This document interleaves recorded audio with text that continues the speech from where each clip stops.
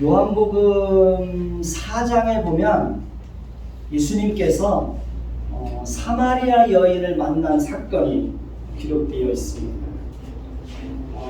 유대인들은 사마리아 사람들을 혼혈 민족이라고 해서 상종도 하지 않았습니다.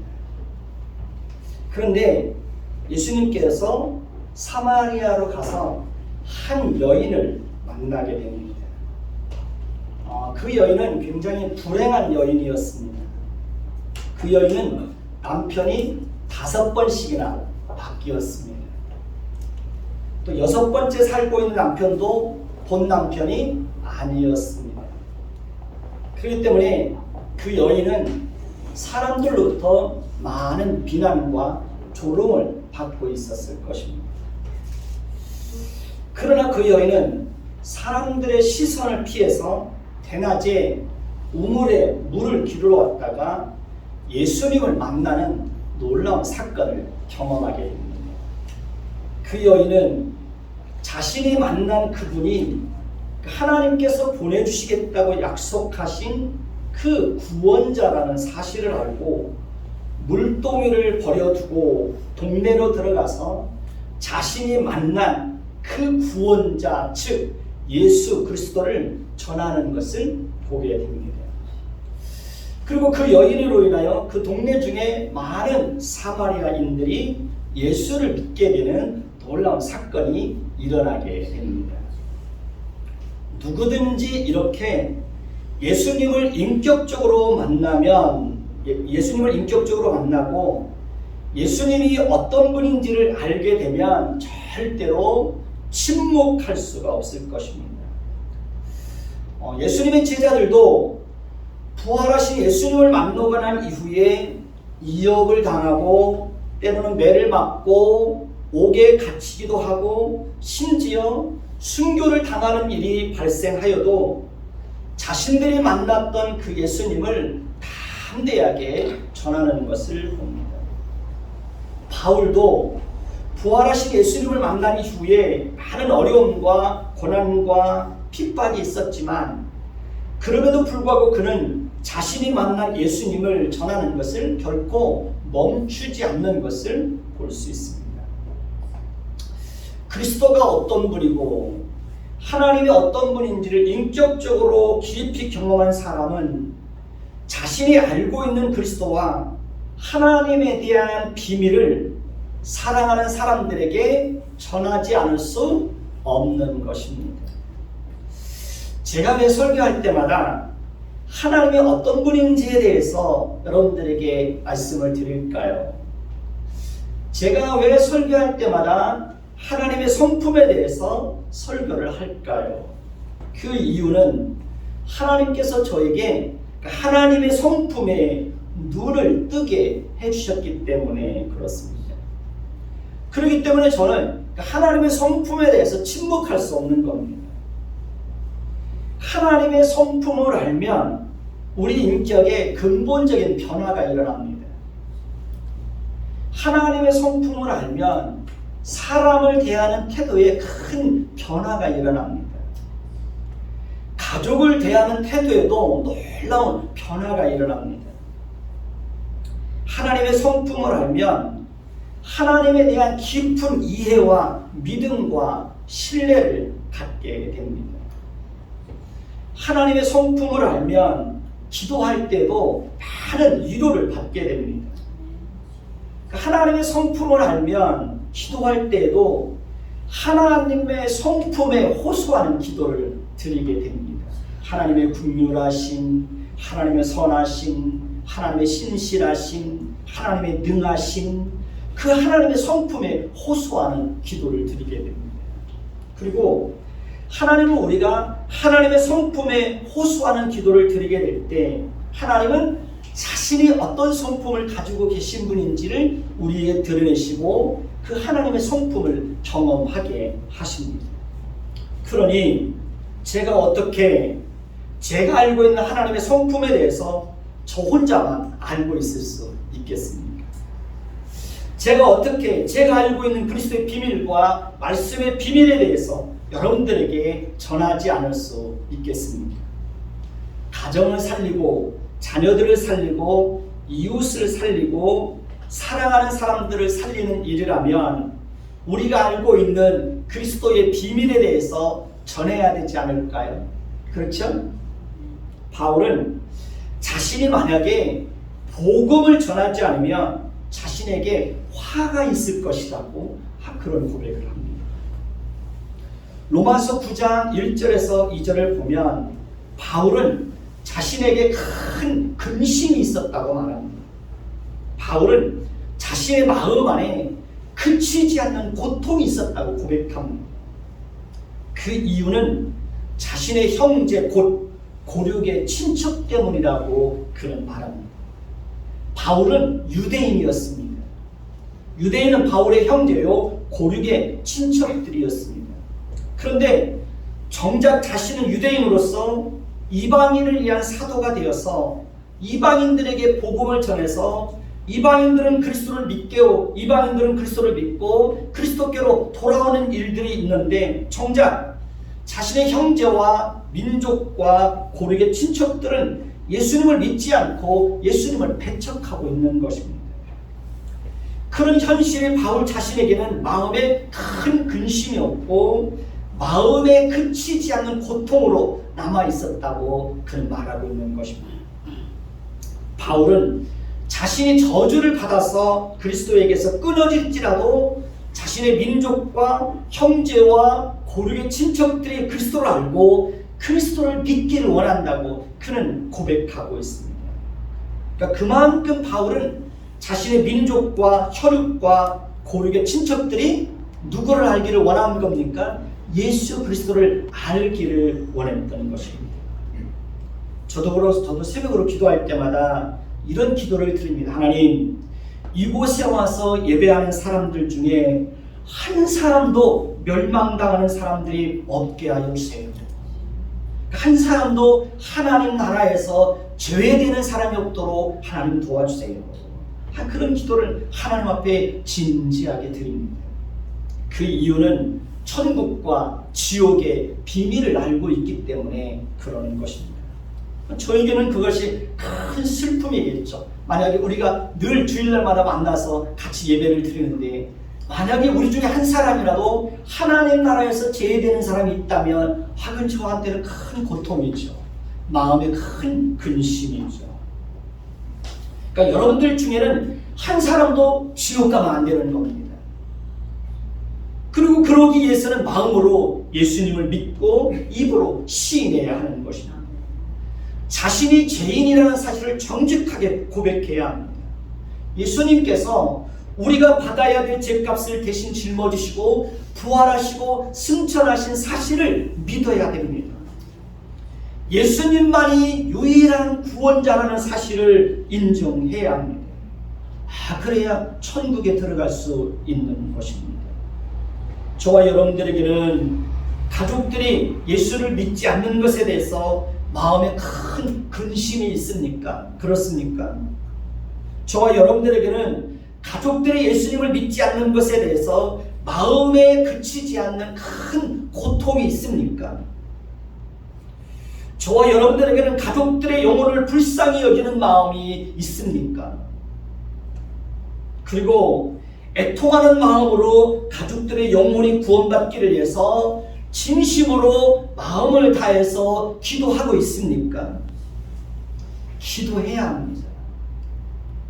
기도해야 살 수 있습니다. 마음에 고통이 없으면 기도하지 않습니다. 그러니까 기도하지 않는 것은 우리 마음속에 고통이 없는 겁니다. 그러니까 근심이 없는 겁니다. 그렇기 때문에 기도하는 자리로 나아가지 않는 것입니다.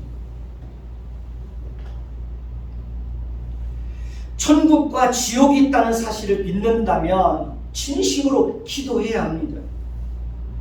예수 안에 진정한 행복과 평안과 축복과 기쁨과 감사가 있다는 사실을 안다면 가족들의 영혼을 위해서 기도해야 합니다.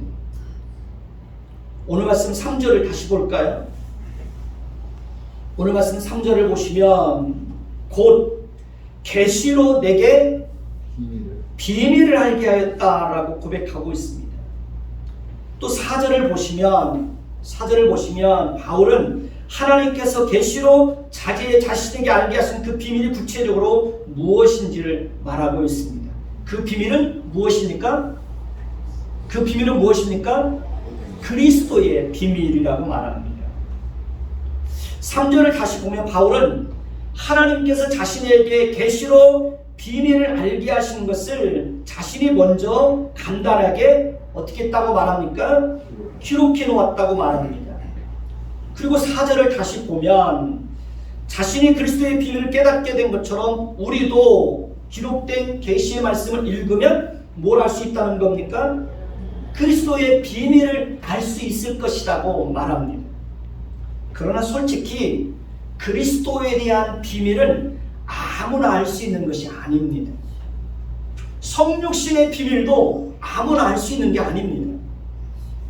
예수님께서 참 인간이면서 참 하나님이라는 사실도 그 비밀도 아무나 알 수 있는 게 아니죠. 십자가의 비밀도 아무나 알 수 있는 게 아닙니다. 하나님의 존재와 하나님의 성품에 대한 비밀도 아무나 알 수 있는 게 아닙니다. 성령 하나님이 어떤 분이고 성령 하나님께서 하시는 일이 무엇인지에 대한 그 비밀도 아무나 알 수 있는 게 아닙니다. 여러분, 창조의 비밀을 아무나 알 수 있을까요? 이대한 과학자라고 해서 창조의 비밀을 알 수 있을까요? 아닙니다. 인간이 어떻게 창조되었는지에 대한 그 비밀을 아무나 알 수 있는 게 아닙니다. 죽음의 비밀도 아무나 알 수 있는 게 아닙니다. 인간의 내면 속에 자리 잡고 있는 그 죄성의 비밀도 아무나 알 수 있는 게 아닙니다. 하나님의 심판과 부활과 죽음 이후의 세계에 대한 비밀도 아무나 아는 것이 아닙니다. 하나님이 하시는 일에 대한 비밀도 아무나 알 수 있는 게 아니죠. 교회에 대한 비밀도 아무나 알 수 있는 게 아닙니다. 이 모든 것은 하나님께서 계시를 통해서 우리에게 드러내서 알게 하실 때에만 비로소 이 모든 비밀에 대해서 밝히 알 수 있게 되는 것입니다. 여러분, 계시가 무엇인지 아십니까? 계시는 감추어져 있는 것을 드러내서 보여주는 겁니다.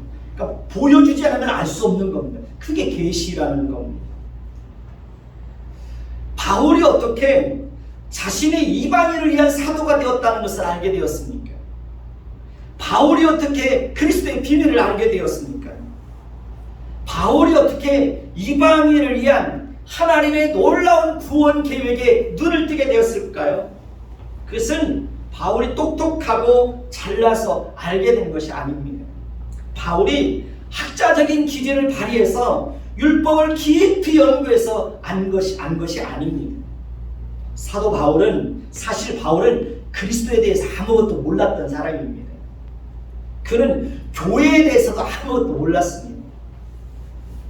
바울이 그리스도의 비밀을 알게 된 것은 순전히 하나님께서 계시로 알게 하셨기 때문에 그러는 것입니다. 그렇기 때문에 바울은 그리스도의 비밀을 풍성하게 알 수 있었던 것입니다. 그리고 그가 깨달은 그 그리스도에 대한 그 비밀을 갖다가 성경에 다 기록해 놓은 겁니다. 바울은 우리도 성경을 읽으면 바울이 계시로 알게 된 그 그리스도의 비밀을 알 수 있을 것이라고 말합니다. 그러나 사실은 성경을 읽는다고 해서 누구나 다 그리스도의 비밀을 알 수 있는 것은 아닙니다. 많이 배웠다고 해서 성경의 말씀을 깨달아 알 수 있는 것도 아닙니다. 하나님께서 우리에게 지혜와 계시형인 성령을 통해서 말씀을 조명해 주시고 밝히 깨달아 알게 하실 때만 우리는 비로소 말씀의 비밀을 알 수 있는 것입니다. 저와 여러분들이 그리스도의 비밀을 깨달아 알게 되었다면 그것은 순전히 우리의 힘이나 지식이나 노력으로 된 것이 아니라 성령께서 깨닫게 해주셨기 때문에 알게 된 것입니다. 그러니까 성령으로 말미암지 않고는 아무도 그리스도의 비밀을 알 수 없습니다. 그렇기 때문에 우리는 말씀을 읽고 들을 때마다 성령 하나님께 도움을 구해야 합니다. 성령님께서 들을 길을 주시고 깨닫는 마음을 주시고 또 말씀을 가르쳐 주시고 생각나게 해주시기를 위해서 늘 기도해야 되는 것입니다. 오늘 말씀 5절에도 보면 바울이 사도들과 선지자들이 그리스도의 비밀을 알게 된 것은 순전히 어떻게 됐다고 말합니까? 성령으로 나타나신 것 같이라고 말합니다. 그렇습니다. 그러니까 오순절 마가의 다락방에 성령이 임하였을 때 제자들은 비로소 예수님의 말씀이 생각났고 예수님의 가르침에 눈을 뜨게 된 것입니다. 그리고 그들은 그리스도의 비밀을 담대하게 전할 수 있게 되었던 것입니다. 오늘 말씀 6절을 또 볼까요? 6절을 보면 바울이 하나님의 놀라운 비밀을 깨닫게 되었다고 말합니다. 그것은 이방인들이 복음으로 말미암아 그리스도 예수 안에서 함께 상속자가 되고 함께 지체가 되고 함께 약속에 참여하는 자가 되었다라고 말합니다. 여러분, 당시의 유대인들의 입장에서는 이 말씀은 도저히 이해할 수 없고 받아들일 수 없었습니다. 이 말씀은 당시의 유대인들에게는 이 말씀은 굉장히 충격적인 말씀이었습니다. 유대인들은 자신들만이 하나님에 의해서 선택받은 백성이라고 하는 선민 사상에 사로잡혀 있었습니다. 유대인들은 굉장한 특권의식을 가지고 있었습니다. 그러니까 유대인들은 오직 아브라함의 후손으로 태어난 자신들만이 구원받은 백성이라고 하는 그런 생각을 가지고 있었습니다. 유대인들은 율법을 지키고 할례를 받아야만 구원을 받는다고 생각했습니다. 유대인들은 이방인들은 할례를 받지 않은 자들이라고 해서 굉장히 멸시하고 조롱하는 태도를 가지고 있었습니다. 유대인들은 이방인들을 지옥의 땔감 정도로밖에 그렇게 여기지 않았다는 겁니다. 그리고 실제로 이방인들은 그리스도와 아무런 상관이 없었습니다. 이스라엘 나라 밖의 사람들이었습니다. 약속의 언약들에 대해서는 아무런 상관이 없었습니다. 우리는 세상에서 소망도 없고 하나님도 없는 자들이었습니다. 그러나 이제는 그리스도 안에서 그리스도의 피로 유대인과 이방인이 어떻게 해요? 함께 가까워질 수 있게 되었다는 겁니다.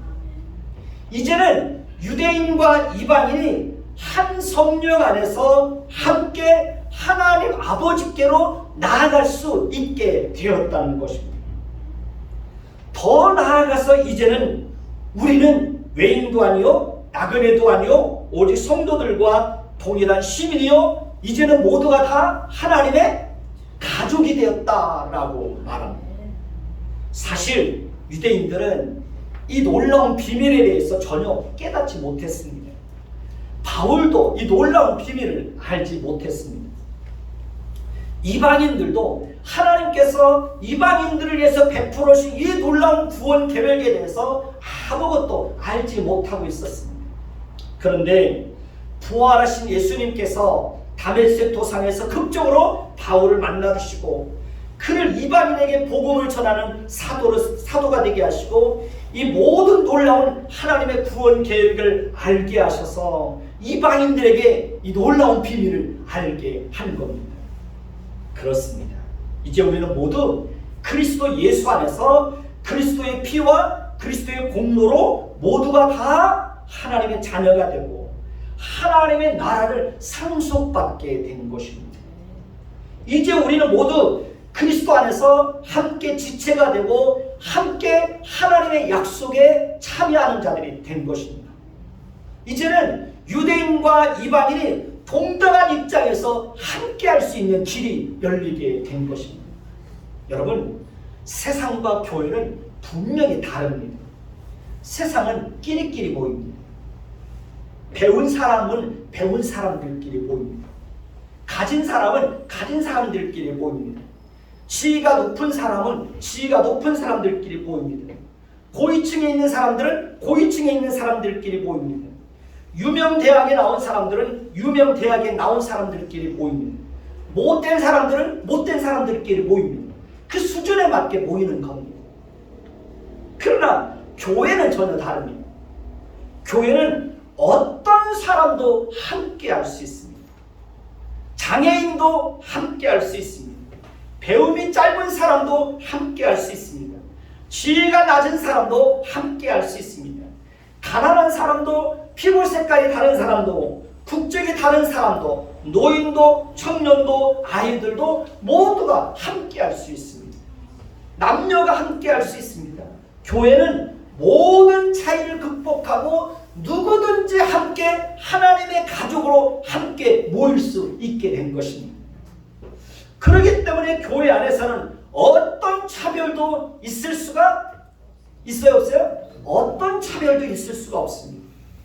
교회 안에서는 장애인도 하나님께서 주신 재능에 따라서 얼마든지 교회를 섬길 수 있습니다. 교회 안에서는 많이 배웠다고 해서 배움이 짧은 사람들을 가볍게 대할 수 없습니다.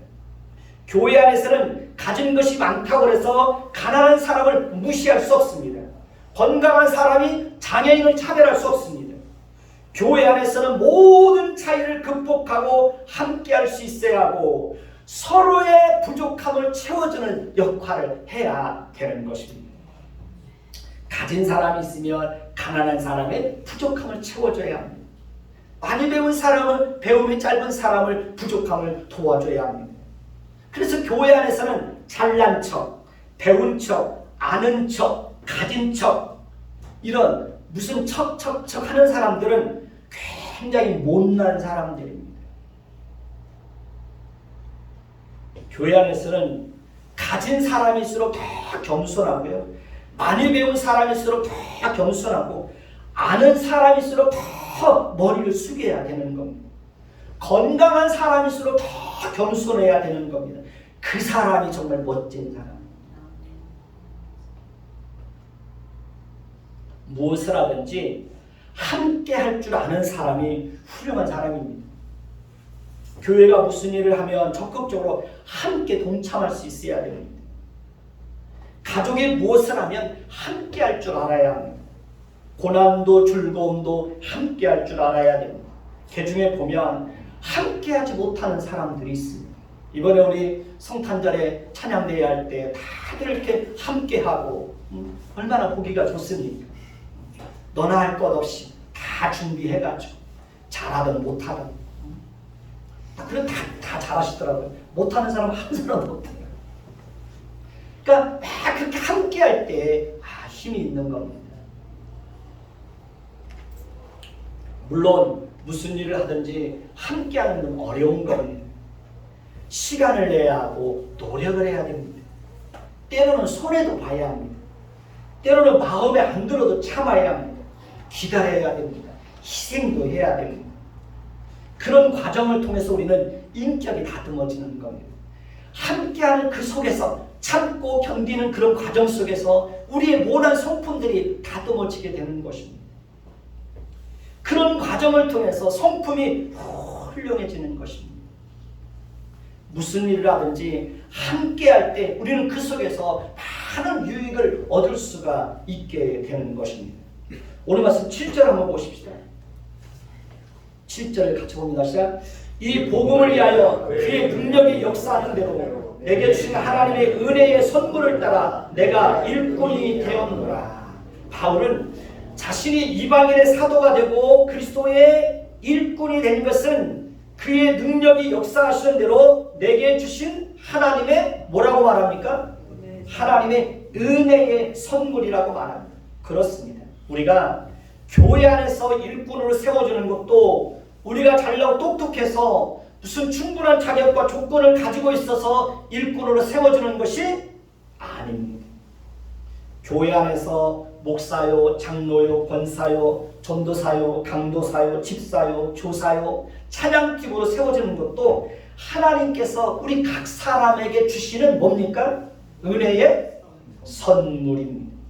그러니까 교회를 섬길 수 있는 은혜를 하나님께서 선물로 주시는 것입니다. 그러니까 제가 목사가 돼서 여러분들에게 말씀을 전하는 자가 된 것도 제가 여러분들보다 더 잘나고 똑똑해서가 아닙니다. 제가 무슨 성품이 뛰어나서도 아닙니다. 하나님이 저에게 주신 은혜의 선물입니다. 교회 안에는 연약한 사람들이 있고 교회 안에 연약한 사람들이 있고 이 모양 저 모양으로 섬길 수 있는 기회가 주어지는 것도 하나님께서 우리에게 주시는 은혜의 뭡니까? 선물입니다. 화장실 갈 때 부축해드리고 식사할 때 챙겨드리는 것도 이것도 다 하나님께서 우리에게 그렇게 할 수 있는 은혜를 선물로 주시는 것입니다. 교회 안에 섬길 수 있는 분이 있고 섬김을 받는 분이 있고 작은 일이라도 교회를 위해서 무슨 일이라도 할 수 있다면 그 또한 하나님께서 우리에게 은혜로 주시는 뭡니까? 선물입니다. 요즘 강사님이 보면 얼마나 열심히 하는지 모릅니다. 찬양을 준비하는 것도 그렇고 굉장히 즐겁게 행복하게 자신에게 주어진 일들을 감당하고 있습니다. 그렇게 할 수 있는 것은 하나님께서 강사님에게 그렇게 할 수 있는 기회를 은혜로 선물로 주셨기 때문에 그러는 것입니다. 제가 말씀을 전하고 여러분들을 대할 때마다 즐거운 마음으로 대할 수 있는 것도 하나님께서 저에게 그렇게 할 수 있는 은혜를 선물로 주셨기 때문에 그러는 것입니다. 따라서 우리는 눈에 보이든 보이지 않든 사람들이 알아주든 알아주지 않든 우리가 각자가 할 수 있는 일을 찾아서 최선을 다하면 되는 것입니다. 오늘 말씀 8절을 한번 보실까요? 8절을 봅니다. 같이 봅니다. 시작. 모든 성도 중에 지극히 작은 자보다 더 작은 나에게 이 은혜를 주신 것은 측량할 수 없는 그리스도의 풍성을 이방인에게 전하게 하시고 라고 말씀하고 있습니다. 여기서 바울은 자신에 대해서 뭐라고 고백합니까? 모든 성도 중에 지극히 작은 자보다 더 작은 나. 모든 성도 중에 지극히 작은 자보다 더 작은 나. 자신을 가장 낮추고 있는 겁니다. 그러니까 더 이상 다른 표현이 없는 거죠. 고린도전서 15장 9절을 보면 나는 사도 중에 더 작은 나. 자신을 가장 작은 자로 표현하고 있는 겁니다. 디모데전서 1장 15절을 보면 죄인 중에 내가 괴순이다 라는 고백을 합니다. 괴수라고 하는 것은 죄인 중에 가장 우두머리라는 뜻입니다. 못난 사람 중에 가장 못난 사람이라는 거죠. 바울이 자신에 대해서 이렇게 고백할 수 있는 것은 자신이 어떤 존재인지에 대해서 잘 알고 있었기 때문에 그렇습니다. 바울은 어떤 사람입니까? 교회를 핍박했던 사람입니다. 그는 교회를 진멸하기 위해서 가장 앞장섰던 사람입니다. 그는 예수 믿는 사람들을 잡아다가 옥에 가두고 죽이는 일에 앞장섰던 사람입니다. 그러니까 바울이 행한 행실을 보면 그는 마땅히 하나님의 진노의 심판을 받고 멸망받아야 마땅한 자였습니다. 그럼에도 불구하고 예수님께서 그를 만나주시고 그의 모든 죄를 다 용서해 주시고 그를 이방인을 위한 사도가 되게 하시고 그의 서예 속에서 놀라운 일들을 행하시는 것을 볼 수 있습니다. 바울은 하나님께서 자신에게 베푸신 은혜와 긍휼하심이 얼마나 크고 놀라운지를 잘 알고 있는 겁니다. 그렇기 때문에 바울은 그렇게 자신을 그렇게 낮추고 있는 겁니다. 작은 자보다 더 작은 나, 죄인 중에 괴수, 모든 사도보다 더 작은 나. 그러니까 자신이 어떤 사람인지를 알 때 이런 고백이 나오는 겁니다. 여러분, 겸손의 본질이 뭔지 아십니까? 겸손의 본질은 자신이 어떤 존재인지를 아는 겁니다. 그리고 하나님을 바르게 할 때 겸손할 수 있는 겁니다.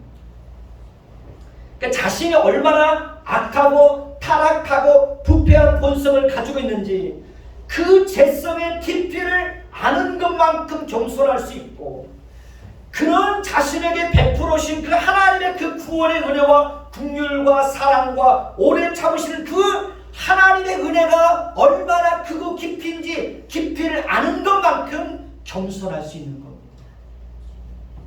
자신의 무능함과 어리석음과 연약함을 철저하게 깨닫게 될 때 우리는 비로소 겸손할 수 있고 그랬을 때 철저하게 하나님을 의지하는 자가 되는 것입니다.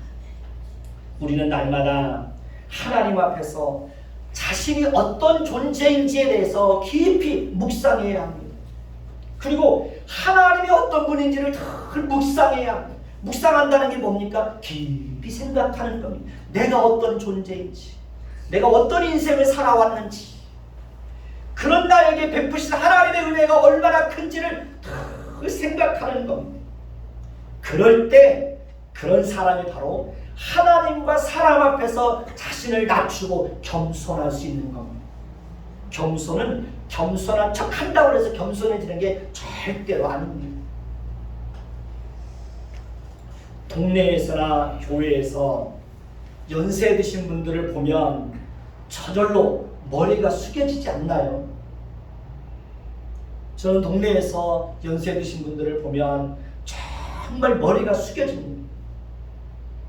왜냐하면 우리도 다 그 길을 가야 하기 때문에 그러는 겁니다. 미래의 모습을 연세 드신 분들을 보면서 내 모습을 보는 겁니다. 그러니까 연세 드신 분들 보면 그냥 고개가 저절로 숙여져요. 그러니까 비록 지금 건강하다고 해도 언젠가는 들의 풀처럼 우리 육체는 점점 약해지고 시들어지게 되어 있습니다. 모든 인생은 다 그 길을 걸어가게 되어 있습니다. 그러니 우리는 지금 당장에 건강하다고 해도 자랑할 것이 있어요, 없어요? 자랑할 것이 없습니다. 특별히 우리는 연약한 지체들을 대할 때 더 따뜻하고 친절하고 더 예의 바르게 대해야 되는 것입니다. 왜냐하면 우리도 그렇게 그 길을 걸어가야 하기 때문에 그러는 것입니다. 우리도 바울이 고백했던 것처럼 죄인 중에 괴수입니다. 우리는 타락하고 부패한 본성을 가지고 항상 우리 마음과 생각은 늘 죄로 기울어질 수밖에 없는 것입니다. 우리 안에서는 성을하는 것이 나올 수가 없습니다. 그러나 그런 우리에게 하나님은 놀라운 은혜를 베풀어 주셨습니다.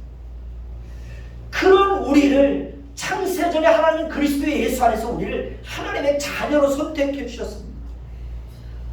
그리고 때가 되어서 하나님은 그런 우리를 죄와 비참함으로 구원하시기 위해서 자기 아들을 이 땅에 보내주셨고 그 아들에게 우리가 받아야 될 죄값을 다 떠넘기시고 우리를 대신해서 그 아들이 대신 죽게 하였습니다.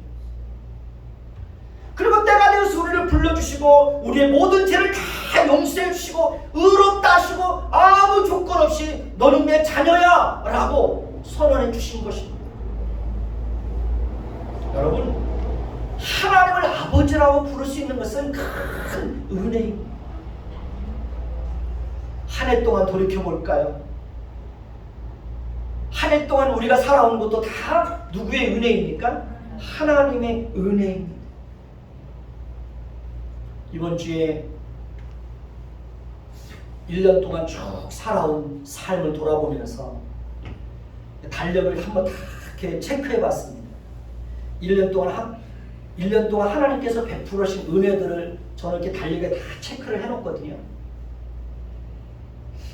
1년 동안 하나님께서 베풀으신 은혜가 참 많았고, 그러니까 하나님께서 베풀으신 은혜가 있었기에 한 해를 살 수 있는 겁니다.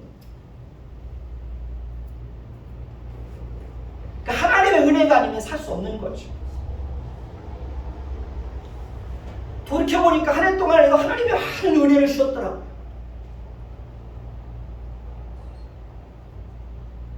며칠 전에도 새벽에 하나님 앞에 기도하면서 하나님 요즘에 제 호주머니에 돈이 하나도 없다. 하나님 좀 돈 좀 주시라고 생각지도 않았는데 노예 성걸 목사님께서 100만 원을 보내주셨어요. 그러고 보면서 하나님이 나의 형편을 너무 잘 아시고 나의 그 작은 기도에도 하나님이 응답해 주시고 하나님이 내 생활에 필요한 것들을 그렇게 하나님께 공급해 주시는 것을 보면서 하나님의 은혜가 너무 감사한 거예요. 하나님의 은혜가.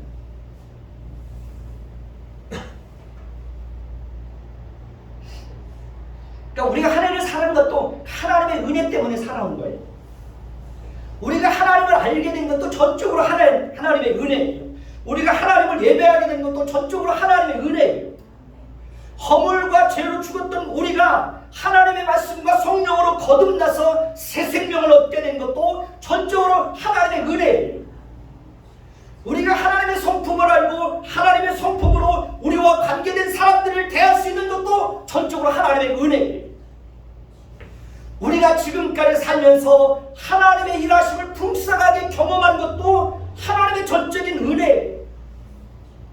우리에게 이루어진 모든 것은 다 누구의 은혜예요? 하나님의 은혜입니다. 우리에게 이루어진 모든 것은 하나님의 은혜로 주어진 선물입니다. 그러니 우리가 자랑할 수 있는 것은 아무것도 없는 겁니다. 모든 것이 하나님의 은혜임을 인정하고 고백할 때 우리는 하나님과 사람 앞에서 늘 자신을 낮추고 비로소 겸손할 수 있는 것입니다. 겸손은 말로 되는 게 아닙니다. 겸손은 머리를 숙인다고 해서 겸손해지는 게 아닙니다. 그건 겸손한 척하는 겁니다. 겸손은 자신이 어떤 존재인지를 알고 하나님이 어떤 분인지를 알고 하나님의 은혜를 알 때 비로소 겸손한 척 안 해도 겸손해지는 겁니다.